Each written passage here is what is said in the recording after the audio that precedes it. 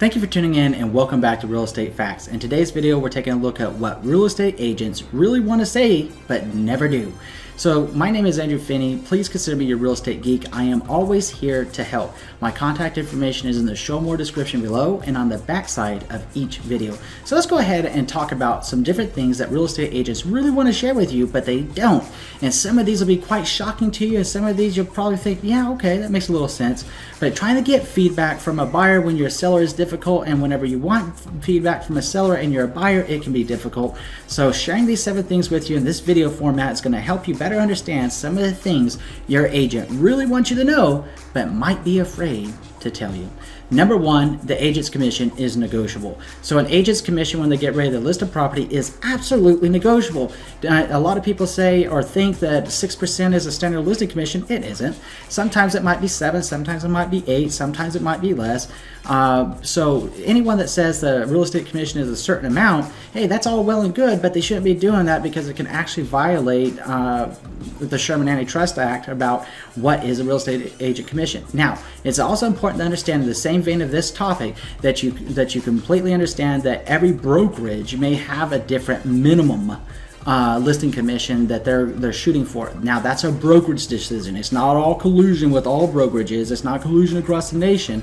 This is something that would be broker specific, that mandate their agents take listings at a certain point to be able to work with somebody. Other than that, they're all negotiable, and you might find some agents out there, maybe they're a top tier agent and they charge 7% or 8% listing commission. If they're a top tier agent, that means they're going to get you the best price possible, and that also means they're going to be able to do it on average in less time than another agent, and they're going to save you a lot of drama and hassle along the way. Whereas if you go with an agent that might be of a lesser commission, maybe the service is different, maybe the quality is different, maybe the whole situation is completely different. Something for you to think about. But just know agent commission is absolutely negotiable.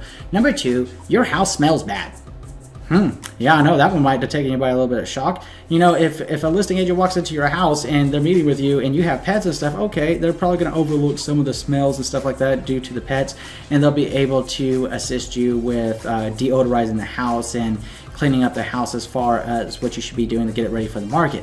But now, if your home reeks like fish because that's what you made last night, or it reeks of some other food because that's what you is your dietary requirement, or something like that, sometimes those conversations can be uncomfortable for people to have. No one wants to insult another person, and especially in their own home, or have something they say come across as insulting.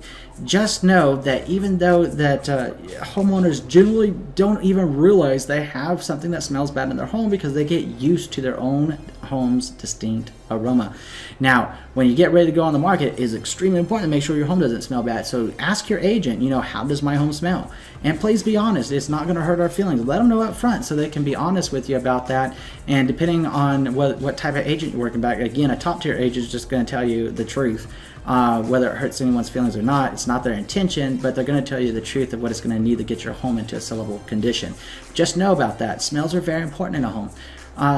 So it's just something that you really, really need to know about.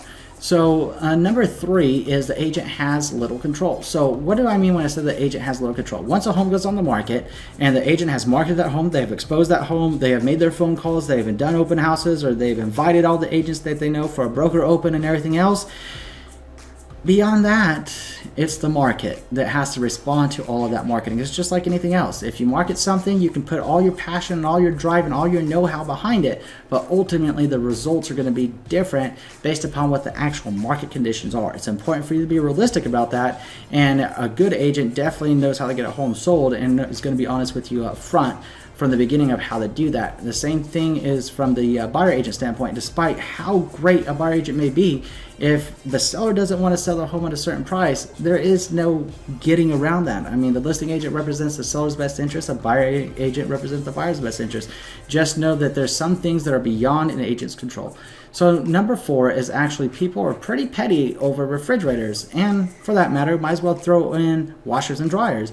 When it comes into negotiating for your new home, do you really want to lose the right house or lose the right buyer for the home that you're selling because of a refrigerator, a washer, a dryer? Isn't the most important thing about getting the home sold or buying your new home It is, right? So don't get crazy over an appliance, because it's better. You can't live in an appliance, but you can live in the home. You can always replace the appliance. And a good negotiation leaves people feeling like everybody had a little bit of give and take, and leaves the feeling that everybody has won something at the end of the day. Keep that in mind. Keep an open mind to real estate negotiation, so it helps you out.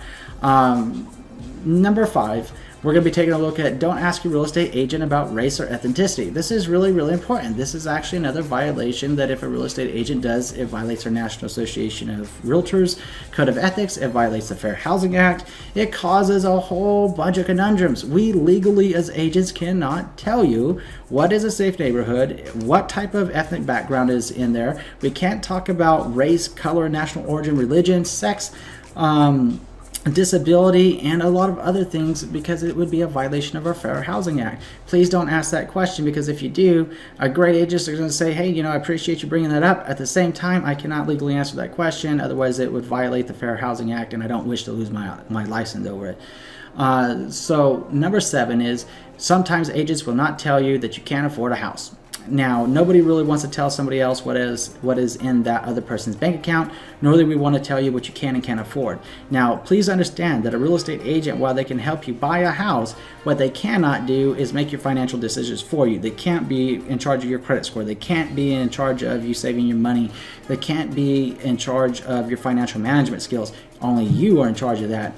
And we can't help you get and meet a great lender to get you your loan pre-approved. And if you want a $500,000 loan, but you don't have the credit worthiness and you don't have the financial wherewithal to do it, don't expect us to be able to make the impossible happen. We can't do that.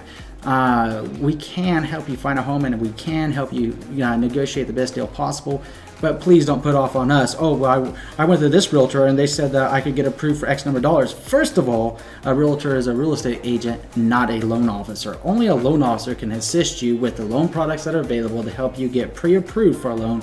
And you don't want a pre-qualification, by the way. Only get a pre-approval, and you'll know that you have one if you had to submit your W-2s, your employment verification forms, your tax returns, if you had to submit your credit, your assets, your income information, then you know that you're getting a true pre-approval. In short, just remember credit, income, assets, and employment verification. 4 big criteria to getting a loan pre-approval letter, and if it was vetted out, then likely you got one. You don't want to go shopping without one. If you have any questions about this video, I'm going to put my contact information up. Feel free to reach out to me at any time. And even if you just want to say hi, I always enjoy hearing from you. If you've taken something new from this video, I'm going to ask you to do 3 things. Number 1, please subscribe to this channel. Number 2, please like this video. And number 3, please share this video around with someone you know is going to be able to help. Thank you so much for watching today. We'll see you next week with Real Estate Facts. Enjoy a great day.